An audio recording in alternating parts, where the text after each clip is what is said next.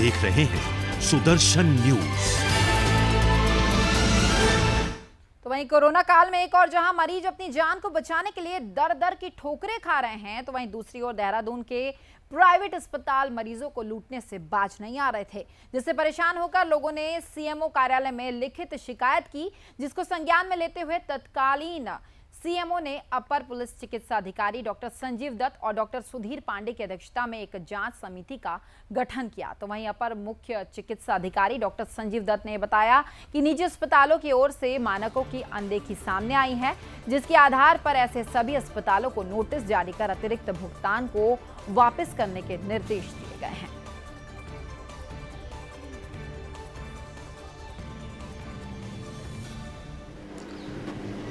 करीब 29 DCSCs हैं, यानी प्राइवेट हॉस्पिटल्स जो कोरोना के मरीजों का इलाज कर रहे थे। और पिछले साल मतलब नवंबर 2020 से ये शिकायतें मिलनी हमें शुरू हुई और मैं और मेरे साथी डॉक्टर सुधीर पांडे हम लोग समय समय पर सभी कोरोना का इलाज करने वाले जितने भी निजी चिकित्सालय हैं इनमें विजिट। डेडिकेटेड हॉस्पिटल था, उसमें कुछ इश्यूज़, क्योंकि उसमें रश ज़्यादा था, मेन स्टाफ नहीं था, तो कुछ पेशेंट्स के बिल्स जिनको लगा कि जेन्युइनली, जैसे मैं अपने एग्जांपल दूं कि एक दिन 2 सेम नाम के पेशेंट डिस्चार्ज हुए, एक 5 दिन रह के गया, एक दिन 12 दिन रह के गया, तो उनके डिफ्रेंशिएशन में जो था हमें लगा कि उनकी ओर से कोई गलती है तो वो रेक्टिफाई हुआ। लेकिन वहाँ पे जिस पेशेंट से हमने 12 दिन की जगह 5 दिन के लिए थे पैसे, तो उसने भी करेक्शन किया। तो वहीं राजधानी दिल्ली के संतला देवी मंदिर के इलाकों में देर रात हुई जमकर बारिश की वजह से कई स्थानों पर मलबा आ गया है। तो वहीं आवागमन के बाधित होने से लोगों को भारी दिक्कतों का सामना करना पड़ रहा है। इसी कड़ी में मुख्यमंत्री पुष्कर सिंह धामी ने इलाकों का दौरा किया और लोगों से बातचीत की। मुख्यमंत्री पुष्कर सिंह धामी ने डीएम को निर्देश देते हुए कहा कि राहत बचाव के काम को तेजी के साथ योजना बनाई जाए। इसके अलावा मुख्यमंत्री पुष्कर सिंह धामी ने राहत सामग्री भी वितरित की है।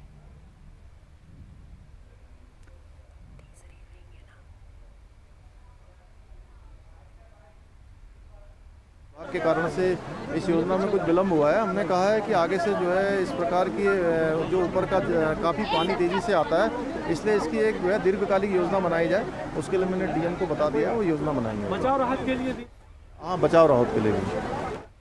तो वहीं देवप्रयाग विधानसभा के कीर्तिनगर ब्लॉक के इस दौरान मंत्री प्रसाद नैथानी ने कंधे पर सिलेंडर लेकर ग्रामीणों के साथ सरकार के खिलाफ धरना प्रदर्शन किया। नैथानी ने सरकार पर रसोई गैस की कीमतें बढ़ाकर महिला सम्मान के नारे को ठेस पहुंचाने का आरोप लगाया। उन्होंने कहा कि ग्रामीण महिलाएं महंगा सिलेंडर नहीं भरा पा रही है, ऐसे में लकड़ियों के सहारे उनके घरों का चूल्हा जल रहा है। पूर्व शिक्षा मंत्री प्रसाद नैथानी की जवाब दो सरकार यात्रा को हिंसरिया खाल बाजार में ग्रामीणों का भारी समर्थन मिला है।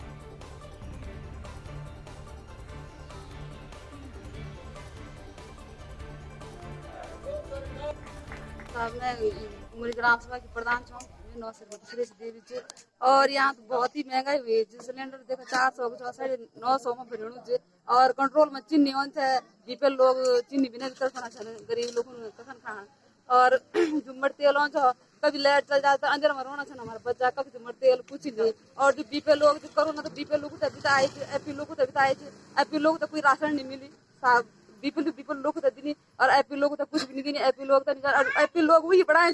आपका धन्यवाद करता हूँ। और जिस तरह से आज माननीय मंत्री प्रसाद नैथानी जी के नेतृत्व में एक जन सैलाब उमड़ रहा है, जगह जगह पे जो स्वागत किया जा रहा है उनका भव्य स्वागत ढोल दमाओं से, उससे लगता है कि इस समय देवप्रयाग विधानसभा का जो 2022 का चुनाव है उनका एक तरफा चुनाव है और निश्चित तौर पे 2022 में वो इस क्षेत्र से चुनाव जीतेंगे।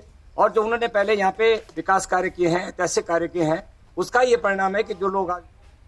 और इस वक्त की आपको एक बड़ी खबर बता दें, उत्तराखंड में कल से लगातार जो है भारी बारिश हो रही है। देहरादून के लिए मौसम विभाग का अलर्ट जो है वो जारी कर दिया गया है। इस वक्त की बड़ी खबर, आसार, रोड़ी, मोहकमपुर, करणपुर में भारी बारिश की संभावना। आपको बता दें कि उत्तराखंड में कल रात से बारिश का जो तांडव है वो लगातार जारी है। पहाड़ों में जगह जगह भूस्खलन भी हो रहा है। उत्तराखंड में ये बड़ी परेशानी हमेशा रहती है और इस बार भी वही हुआ। मैदानों में जल भराव की जो स्थिति है वो पैदा हो चुकी है। कल रात से उत्तराखंड में भारी बारिश हो रही है। देहरादून के लिए मौसम विभाग ने अलर्ट जो है वो जारी कर दिया है।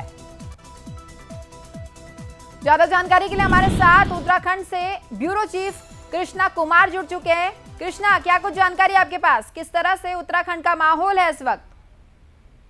बिल्कुल स्मारिका, देखिए इस वक्त की सबसे बड़ी खबर है कि मौसम विभाग ने एक बार फिर उत्तराखंड के देहरादून के लिए रेड अलर्ट जारी कर दिया है। जैसे कि पूरे उत्तराखंड प्रदेश में हम कह सकते हैं कल रात से जो है भारी से भारी वर्षा पड़ रही है, लेकिन अभी कुछ देर पहले मौसम विभाग ने विशेषकर देहरादून के लिए रेड अलर्ट जारी किया है और जिलाधिकारी को चेतावनी दे दी है। रेड अलर्ट जारी करते हुए मौसम विभाग ने कुछ एरिया भी मेंशन करे, जैसे कि देहरादून के मौकमपुर, आसारोड़ी और करणपुर क्षेत्र में भारी से भारी वर्षा हो सकती है, क्योंकि कल रात भी देहरादून के संचला देवी क्षेत्र में जो है भारी बादल फटने से भारी वहां पे नुकसान हुआ है। मुख्यमंत्री ने अभी कुछ देर पहले ही वहां पे जाके मौके का जायजा उन्होंने लिया है। उसके साथ ही सभी जिलाधिकारियों को उन्होंने अलर्ट पर रहने के निर्देश दिए हैं। तो अब यही देखना होगा कि मौसम विभाग ने तो रेड अलर्ट जारी किया है, जिससे कि दून वासियों की दिल की धड़कनें जो है एकदम बढ़ चुकी है, क्योंकि कल से लगातार जो बारिश हो रही है उससे जगह जगह पर पहाड़ों पर भूस्खलन हो गया है। लगभग कह सकते हैं 100 से ज्यादा संपर्क मार्ग जो है वो जगह जगह पर बंद पड़े हुए नेशनल हाईवे मिला के।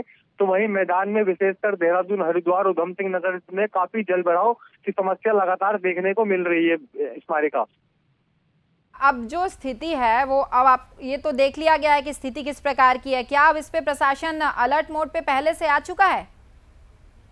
बिल्कुल, देखिए अगर हम बात करें प्रशासन की, नगर निगम की, तो हर साल पहले मानसून से पहले लाख दावे करते हैं कि हमारी तैयारियां पूरी है, लेकिन जैसे बरसात होती है, भारी बारिश कल रात से ही पड़ रही है। अभी महज हम कह सकते हैं 24 घंटे की बारिश लगातार नहीं पड़ी है, लेकिन उससे जो जन समस्या हो रही है क्षेत्र में यहाँ की, तो उससे सीधा सीधा कह सकते हैं नगर निगम की सीधा पोल खुल रही है उनके दावों की, क्योंकि हमेशा जो है हवाई दावे होते हैं उनके, जो अब सड़कों पर दिख रही है, क्योंकि सड़कों पर जो जलमग्न हो रखा है उससे आवाजाही जो है काफी देर से जो है प्रभावित हो रखी है। कई क्षेत्रों में जो है गाड़ियां नालियों में घुस सकी है, लेकिन प्रशासन अभी तक कोई भी मुस्तैदी नहीं दिखा रहा है और अलर्ट मोड पे नहीं है। हालांकि मौसम विभाग ने भी अलर्ट जारी करते हुए चेतावनी दी थी जिलाधिकारियों को कि वो सभी जो है अलर्ट मोड पे रहे, क्योंकि काफी समस्या हो सकती है, भारी बारिश पड़ती है। क्योंकि हर साल ही हम देखते हैं पहाड़ों पर जहाँ भूस्खलन हो जाता है, भारी पहाड़ गिर जाते हैं, तो वही मैदानों में भी जल भराव की समस्या बनी रहती है। लेकिन प्रशासन इससे निपटने के दावे करता है, लेकिन उनके दावे जो है हर साल मानसून में हवाई दावे निकल जाते हैं।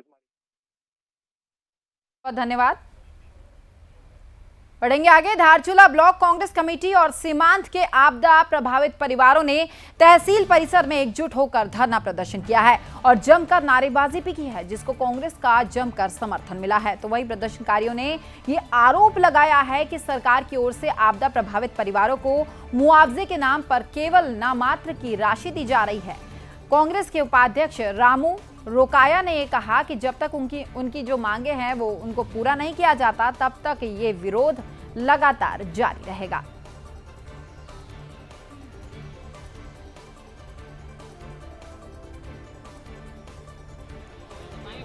जो हमारे आपदा प्रभावित पीड़ित हैं, जो अंधेर नगरी चौपट राजा वाली सरकार में ना कोई इनका कोई मुआवजा मिल रहा है, ना कोई अंतक सहायता राशि मिल रही है।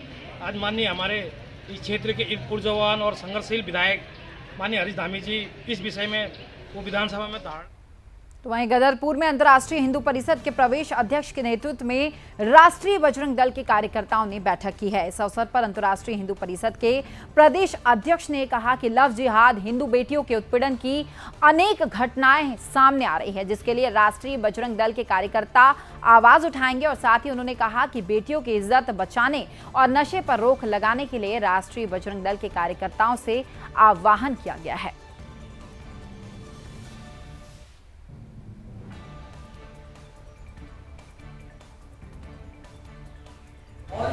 हमारे युवा संगठन का नाम है राष्ट्रीय बजरंग दल। राष्ट्रीय बजरंग दल का गठन आज से लगभग 3 वर्ष पूर्व 24 जून को दिल्ली में हुआ था। तब से राष्ट्रीय बजरंग दल भारत में जहाँ जहाँ संभव हो रहा है युवाओं को हिंदुत्व से जोड़ने का कार्य कर रहा है। उसी कड़ी को आगे बढ़ाते हुए आज हमारे कुछ बंधुओं द्वारा गदरपुर में भी राष्ट्रीय बजरंग दल को सक्रियता से जोड़ने का। तो वहीं भीमताल में 10 सूत्री मांगों को लेकर पूर्व विधायक दान सिंह भंडारी का खनसियों में अनशन तीसरे दिन भी जारी रहेगा। विधायक भंडारी ने कहा कि आंदोलन को क्षेत्र की जनता का अपार समर्थन मिल रहा है और साथ ही उन्होंने कहा कि उन्होंने अपने कार्यकाल में विधानसभा क्षेत्र भीमताल के विकास के लिए कई धाराओं में पॉलिटेक्निक कॉलेज, रामगढ़ में डिग्री कॉलेज, ठोली गांव और हैदाखान में ITI और भीमताल नगर पंचायत को पालिका का दर्जा देने की भी मांग की, लेकिन अब तक यह स्वीकृति विकास योजनाएं धरातल पर नहीं उतर पाई है।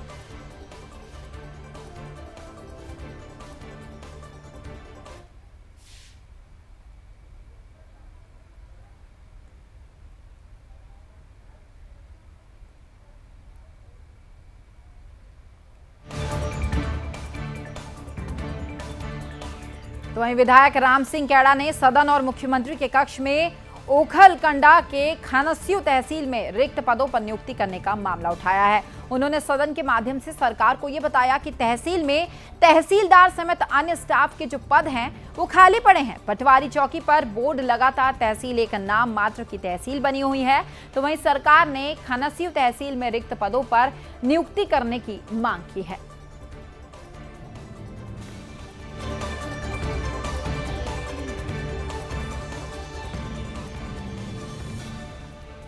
तो वहीं बाजपुर में प्रगतिशील भोजन माता संगठन के नेतृत्व में भोजन माताओं ने 4 सूत्री मांगों को लेकर भगत सिंह चौक पर धरना प्रदर्शन किया है। इस दौरान मुख्यमंत्री को संबोधित ज्ञापन उप जिलाधिकारी कार्यालय में सौंपा गया है। आपको ये बता दें कि प्रगतिशील भोजन माता संगठन की कोषाध्यक्ष समनदीप कौर के नेतृत्व में भोजन माताओं ने न्यूनतम वेतन लागू करने और भोजन माताओं को स्थायी करने और साथ ही कोविड सेंटर्स में कार्यरत सभी भोजन माताओं को प्रोत्साहन राशि दिए जाने की सरकार से मांग की है।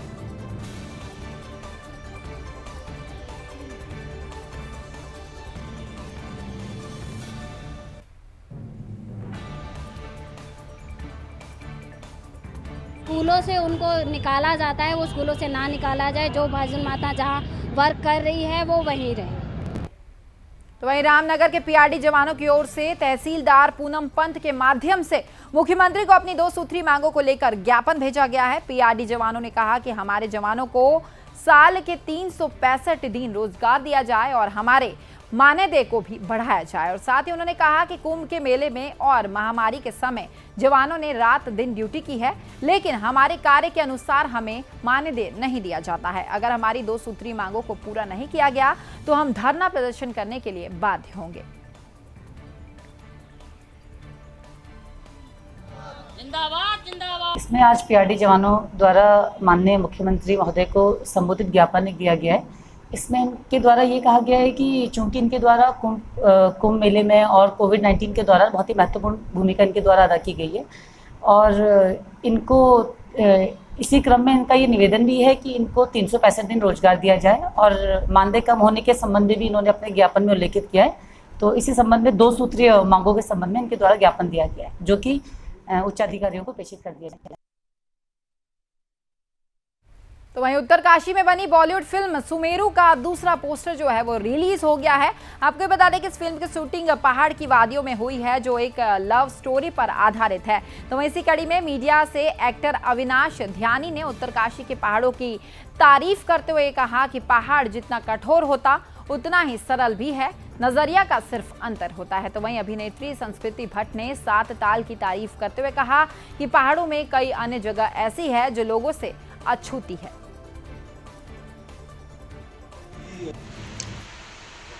कि हम पहाड़ में हैं और पहाड़ कठोर भी होता है, सख्त होता है पहाड़, तो वो आपको बहुत तोड़ता है, मरोड़ता है। मगर अगर आप टिके रहो पहाड़ में, जैसे निम में खड़े हैं, तो निम भी यही सिखाता है कि पहाड़ फिर आपका साथ देता है।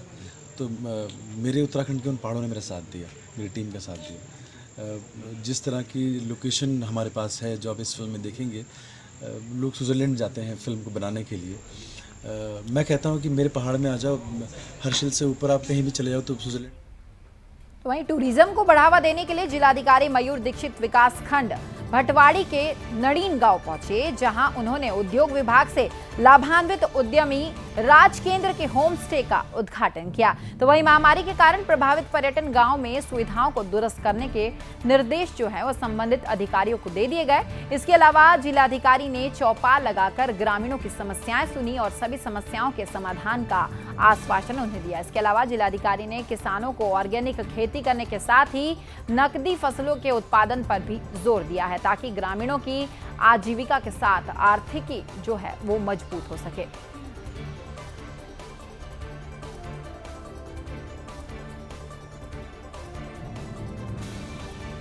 तो वहीं चंपावत जनपद के रमैला भूमि में विशाल मेले का आयोजन किया गया है। इस मेले में मां भगवती की डोल यात्रा पारंपरिक नृत्य करते हुए ढोल नगाड़ों के साथ निकाली गई। गौरतलब है कि डोला को फूलों से सजाकर विधिवत पूजा अर्चना के बाद मंदिर से दमतला गांव में लाया जाता है और रक्षाबंधन के दिन फिर मंदिर में वापस लाकर डोल यात्रा का समापन होता है। ऐसी मान्यता है कि जो इस डोल यात्रा में शामिल होता है उसकी मनोकामना पूर्ण होती है।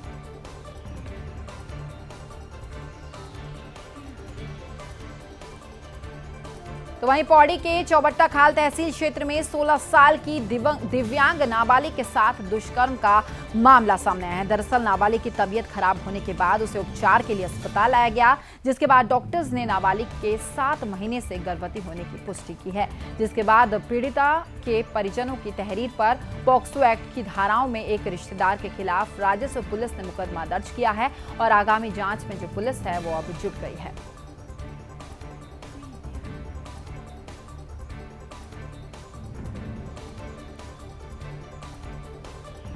तो वहीं भले ही सरकार स्वास्थ्य सुविधाओं को लेकर कई हवाई दावे कर ले, लेकिन जमीनी हकीकत जो है वो कुछ और ही बयां करती है। आपको ये बताते चले कि चमोली का पोखरा जो है पोखरी सामुदायिक स्वास्थ्य केंद्र है वो आज भी मूलभूत सुविधाओं का रोना रो रहा है। स्वास्थ्य केंद्र में स्थिति इतनी गंभीर बनी हुई है कि हॉस्पिटल में मोबाइल की लाइट के सहारे मरीजों को चेक किया जा रहा है, क्योंकि यहाँ पर लाइट नहीं है। यहाँ दूर दराज से आए मरीजों को आगे जो है वो रेफर कर दिया जाता है।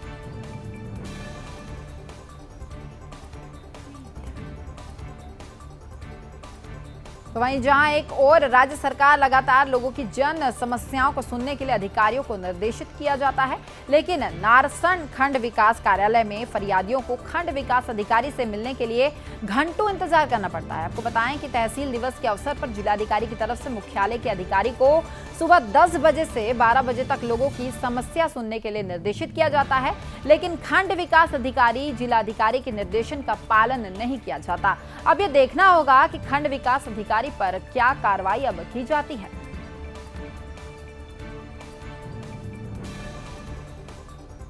अभी आपके द्वारा ही ये बात संज्ञान में आई है।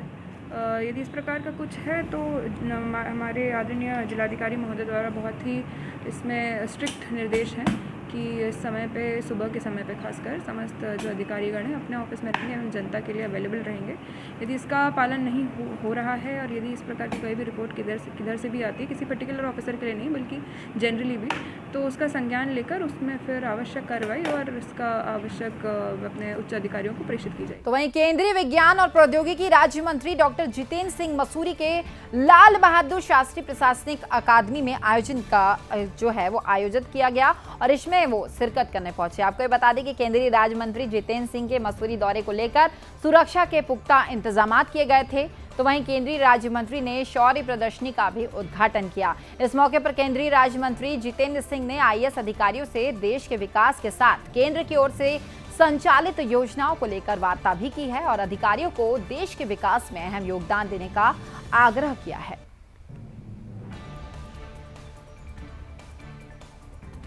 तो वहीं मसूरी में सीफन कोट से बेघर हुए 84 परिवारों को 1 साल पूरे होने पर मसूरी के सामाजिक संगठनों ने परिवार को विस्थापित करने की मांग को लेकर शहीद स्थल पर 1 दिवसीय उपवास और धरना प्रदर्शन किया है। इस मौके पर प्रदर्शनकारियों ने सरकार और क्षेत्रीय विधायक गणेश जोशी के खिलाफ जमकर नारेबाजी की है। प्रदर्शनकारियों ने कहा कि 1 साल का समय पूरा हो गया है, लेकिन बेघर हुए परिवारों को आज तक छत मुहैया नहीं कराई गई है। तो वहीं पूर्व पालिका अध्यक्ष मनमोहन सिंह मलल ने यह कहा कि नगर पालिका प्रशासन में इच्छा शक्ति हो तो परिवारों को नियमानुसार विस्थापित कर सकते हैं।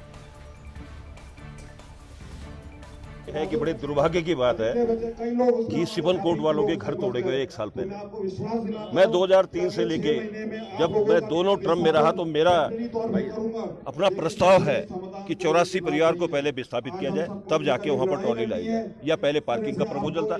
सारी बातें सरकार को जमीन दी है, सरकार ने लिखा है कि 3 साल के अंदर का वो प्रोजेक्ट नहीं शुरू होता है तो जमीन नगर पालिका को। फिलहाल उत्तराखंड विशेष में इतना ही, लेकिन सुदर्शन न्यूज में खबरों का सिलसिला लगातार जारी रहेगा। जय हिंद।